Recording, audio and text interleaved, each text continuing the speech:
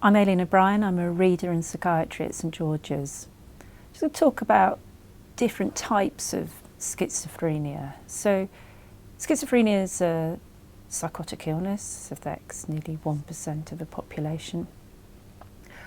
But we think it's probably not one disorder, but a heterogeneous group of conditions.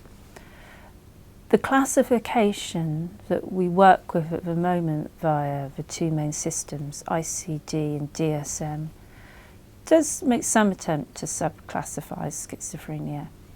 But the vast majority of people with the condition end up with a diagnosis of paranoid schizophrenia.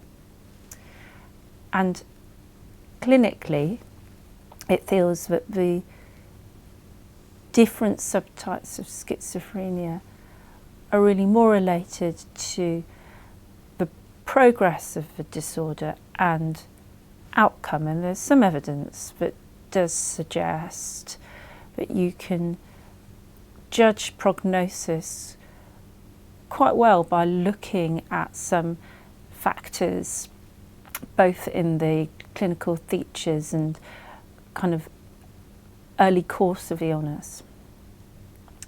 So, to put it reasonably simply, I think prognosis-wise you can divide schizophrenia into two groups of patients. People who families will say weren't quite right before, where there may have been minor concerns about before, who have a what we call slow prodrome, the sort of period leading up to the illness, and who have negative symptoms. So problems with energy, with activity, with socializing, with self-care, with motivation. Those are the group who do less well.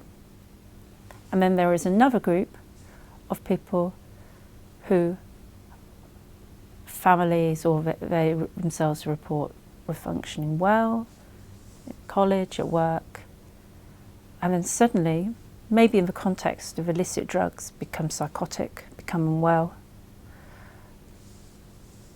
come to the attention of services quickly, and those of a group who tend to do better, so they have a short prodrome of illness and better resolution of symptoms, much less likely to get negative symptoms, and a better outlook generally.